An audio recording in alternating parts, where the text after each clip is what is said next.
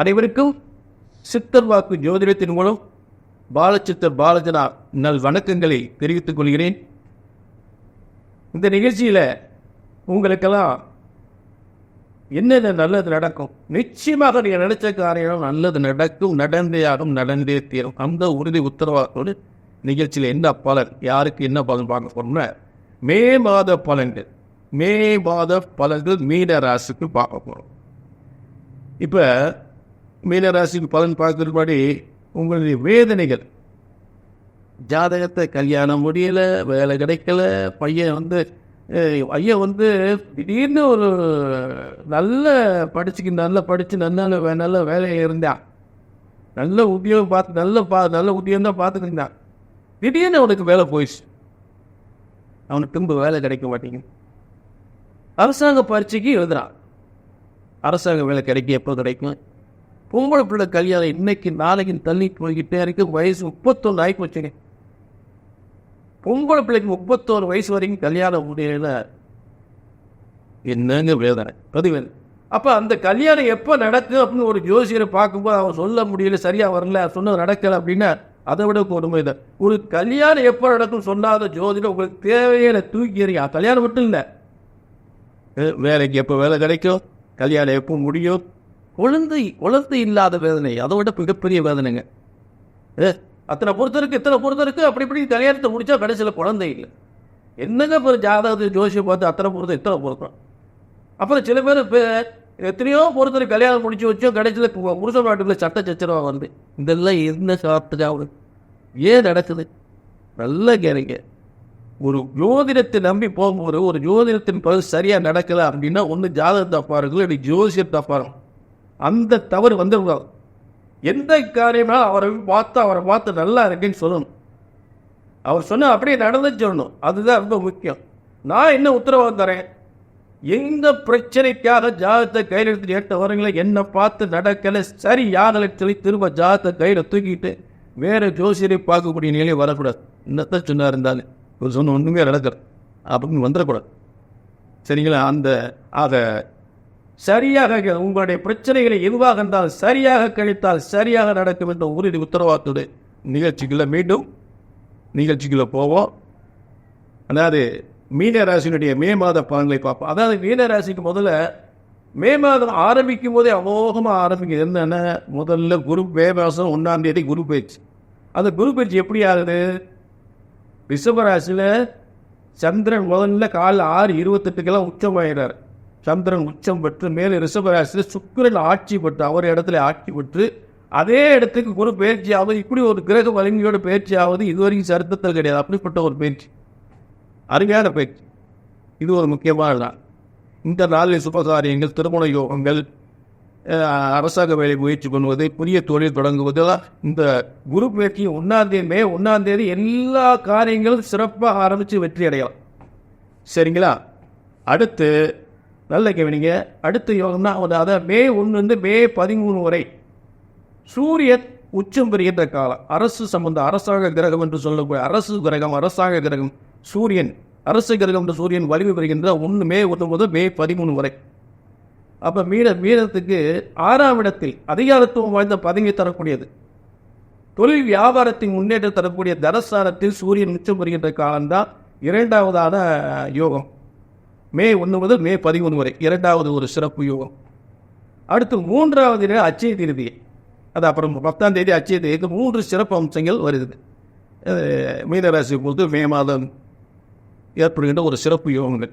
இந்த அட்சய திருதியை பற்றி அப்புறம் பார்ப்போம், அதனுடைய சிறப்பு விஷயங்கள் இருக்கு. சரி, அடுத்து மே 4 முதல் அதாவது மே 4 அக்னி நட்சத்திரம் தொடங்கி மே 28 முடியுது. இதில் அக்னி நட்சத்திரத்தை பொறுத்தளவு அதாவது சுபகாரியங்கள் நடத்தலாம், எந்த சுபகாரியங்களும் நடத்தக்கூடாது. சுபகாரியம் நடத்தலாம், பூ வைக்கலாம், கிரகப்பிரவேசம் பண்ணலாம், நிச்சயம் பண்ணலாம், பிள்ளைகள் பேர் வைக்கலாம், எல்லா வித சுபகாரியங்கள் நடத்தலாம். ஆனால் என்ன செய்யக்கூடாது, கிணறு வெட்டக்கூடாது, வாய்க்கால் வெட்டக்கூடாது, தாக்கியா வெட்டுறது, தண்ணி பாய்ச்சிடுது, இந்த நாற்று நடவு, தண்ணி பாய்ச்சாலும் அந்த நாற்று நட்டுறாதீங்க, செடி நட்டுறாதீங்க. விவசாய சம்பந்தப்பட்ட எந்த ஒரு காரியங்கள் அக்னி நட்சத்திர காலங்களில் செய்யக்கூடாது. சரிங்களா? சரி, அடுத்து இந்த மீனராசிக்கு மே மாதத்தில் சிறந்த குருவும் சந்திரன் கஜகேசரி யோகமும் நீசபங்க ராஜயோகம் பெற்று, அதாவது குருவும் சப்தமஸ்தானத்தில், குருவும் சந்திரனும் சப்தமஸ்தானத்தில் இருக்கும்போது அரசாங்க பதவி, திருமண யோகங்கள், புத்திரபாக்கியம் பெறக்கூடிய யோகங்கள், இடம் வீடு வியாபாரம் இறுதி அடைந்து வியாபாரத்தை தொடங்கி மிகப்பெரிய முன்னேற்றம் அடையக்கூடிய காலங்களாக, பிரச்சனைகள் எல்லாம் நல்லபடியாக குடும்ப பிரச்சனைகளை தீரக்கூடிய காலங்களாக, ஒரு நல்ல ஒரு முன்னேற்றம் வரக்கூடிய காலங்களாக ஆகக்கூடிய ஒரு அரசாங்கத்தில் பதவி பெறுவது அரசியல் மிக, அதாவது மகரத்தில் இருக்கக்கூடிய அரசியல் மிகப்பெரிய முன்னேற்றத்தை கொடுக்கும். இப்படிப்பட்ட காலங்களை தரக்கூடிய யோகங்கள் 4 நாட்கள் இருக்கிறது. அது முதல் தேதியை சொல்றேன்.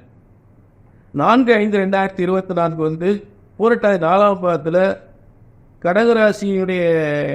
கடகராசியில் சந்திரனுடைய இடம், அந்த இடத்துல சந்திரன் ஆட்சி பெற்று மகரத்தில் இருக்கிற குருவால் பார்க்கப்படுகின்ற கஜகேசரி யோகமும் நீசபங்க ராஜயோகம். சரிங்களா? இது ஒரு சிறந்த யோகம். அடுத்து வந்து அதே 4 நாட்களில் அடுத்த 2ஆவது தேதி 7/5/2024 அன்று அஸ்வதி 4ஆம் பாதத்தில் சந்திரன், அதாவது சந்திரனுடைய கடகராசியிலே ஆட்சி பெற்று மகரத்தில் இருக்க குருவால் பார்க்கப்படுகின்ற நீசபங்க ராஜயோகம், கஜகேசரி யோகம் என்று சொல்லக்கூடிய 2ஆவது யோகம். இதில் என்னென்ன காரியங்கள் வெற்றியும் முதலே சொல்லிட்டேன். வியாபார விருத்தி, திருமண யோகங்கள், புத்திர யோகங்கள், அரசாங்க பதவிக்கு இதெல்லாம். அடுத்து 3ஆவது தேதி ரொம்ப முக்கியமான தேதி 10/5/2024 அன்று ரோகிணி 4ஆம் பாதத்தில் கடகராசிக்கு அதிபதியான சந்திரன் கடகராசியை ஆட்சி பெற்று மகரத்தில் இருக்கிற குருவால் பார்க்கப்படுகின்ற ஒரு சிறந்த கஜகேசரி யோகம், நீசபங்க ராஜ்யம் பெறுகின்ற நாள். அதே நாளில் இன்னொரு சிறப்பு அட்சய திருதிகை. இப்படி ஒரு கிரக அமைப்பு அட்சய திருதிகை வர்றது இது வரைக்கும் சரித்திரத்தில் நானும் பார்த்ததே இல்லை. அப்படிப்பட்ட சிறந்த நாள். நீங்கள் பொன்பொருள் வாங்குவது மட்டும் முக்கியமாக வைக்காம அன்னைக்கு வந்து புதிய தொழில் தொடங்க அமோகமாக இருக்கும். சொத்து வீடு வாங்கினீங்கன்னா ரொம்ப சிறப்பாக வம்சத்திற்கு விருத்தி அடையும். வம்சம் வாழையடி வாழையாக விருத்தி அடையும். வியாபாரம் வாழையடி வாழையாக விருத்தி அடையும். வம்சத்தை விருத்தி அடையக்கூடிய சிறந்த காலங்கள், மேலும் அந்த தொழில் வருமானம் முன்னேற்றம் பெறக்கூடிய காலங்களாக அமையும். இந்த 10/5/2024 பார்த்தீங்கன்னா ரொம்ப சிறந்த அட்சய திருதியை. நகை வாங்குறது மட்டும் கவனம் செலுத்தாமல் சொத்துக்கள் ஏதோ வருஷம் கூட நகையை வாங்கிட்டு இருக்கீங்க. ஆனால் இந்த அட்சய திருதியில் இதை செஞ்சு பாருங்க, மிகப்பெரிய முன்னேற்றம் அடையும். சரிங்களா? வம்சத்திற்கு சொத்துக்கள் சேர்ந்துக்கிட்டே இருக்கும். சரி, அடுத்து 10/5/2000 அதாவது பார்த்தீங்கன்னா அதே 10/5 அதாவது தொடர்ந்து பாருங்க, அப்படியே செயின் போல தொடருது. 10/5/2000 அதே 10/5/2024 விருச்சிகத்தில் செவ்வாய் விருச்சிகத்தில் ஆட்சி பெறுகின்ற காலம். பூமிகாரகன், இடம் வீடு வாசல் அரசாங்க பதவி பெறுகின்ற அந்த விருச்சிக ராசியில் வந்து மீன ராசிக்கு வந்து பார்த்தீங்கன்னா 9ஆம் இடம் பாக்கியஸ்தானத்தில் செவ்வாய், அதாவது தனகாரகனும் பாக்கியாதிகளும், அதாவது மிகப்பெரிய பதவியும் பூர்வீக சொத்துக்களும் தந்தையின் மூலம் சொத்துக்களை பெறக்கூடியது, அரசாங்கத்தில் பதவி பெறக்கூடிய இந்த மாதிரி யோகங்கள் சிறப்பாக இருக்கக்கூடிய காலங்களாக இருக்கக்கூடிய காலங்கள் தான் 10/5/2024 முதல் 13/5/2024 வரை. திரும்ப பாருங்க, அதே 13/5 ஆரம்பிக்குது. அதே 13/5/2024 சேஞ்ச் மாதிரி தொடர்ந்து ஒவ்வொரு நாள் தொடர்ச்சி. அதே 13/5/2024 அன்று புனர்பூசம், அதாவது குருவுடைய நட்சத்திரம். புனர்பூசம் என்பது குருவுடைய நட்சத்திரம். அந்த குருவுடைய நட்சத்திரத்திலேயே கடகராசி சந்திரன் ஆட்சி பெற்று மகரத்தில் இருக்க குருவால் பார்க்கப்பட 4வது நீசபங்க ராஜயோகம் கஜகேசரி யோகம். அப்போ இந்த நீசபங்க ராஜயோகம் என்பது அரசாங்க பதவி, தொழில், வியாபாரம் முன்னேற்றம், திருமண யோகங்கள், புத்திர யோகங்கள், இடம் வீடு வாசல் சொத்துக்கள் பெறக்கூடிய யோகங்களாக சிறந்த யோகங்களாக 4வது சிறந்த காலங்கள் இந்த 4வது தேதி 13/5/2024 அன்று. சரி, அடுத்து நல்ல கவனிங்க. மீண்டும் மகரத்தில் செவ்வாய் பூமிகாரகன், அதாவது உங்களுக்கு மீன ராசிக்கு லாபஸ்தானத்தில், அதாவது என்ன தேதி கேட்டீங்க 18/5/2024 முதல் 22/5/2024 வரை மகரத்தில், அதாவது மீன ராசிக்கு லாபஸ்தானத்தில் தனகாரகனும் 9ஆம் அதிபதியும் லாபஸ்தானத்தில். புரிஞ்சுட்டீங்களா? ஆக தொழில வியாபாரத்தில் வருமானத்தில் முன்னேற்றத்தில் அதிகமான லாபத்தை பெறக்கூடிய காலங்களாக, ஒரு முன்னேற்றம் பெறக்கூடிய காலங்களாக, ஒரு புதிய தொழில் ஆரம்பித்தாலும் அன்றைக்கு மிகப்பெரிய முன்னேற்றம் அடையக்கூடிய காலங்கள், இடம் வீடு வாசல் அந்த ஒரு முயற்சியை செய்து வெற்றி பெறக்கூடிய காலங்களாகவும் பத்திரம் முடிக்கலாம், வீடு முடிக்கலாம், இடம் முடிக்கலாம், அரசாங்க பதவிக்கு முயற்சி பண்ணலாம், ஒரு புதிய தொழில் தொடங்கலாம். புரிஞ்சுட்டீங்களா? அந்த தேதி அடுத்த தேதி வந்து 25/5/2024 முதல் 28/5/2024 வரை 28/5/2024 வரை 2 கிரகங்கள் உச்சம் பெறுகின்ற காலங்கள்.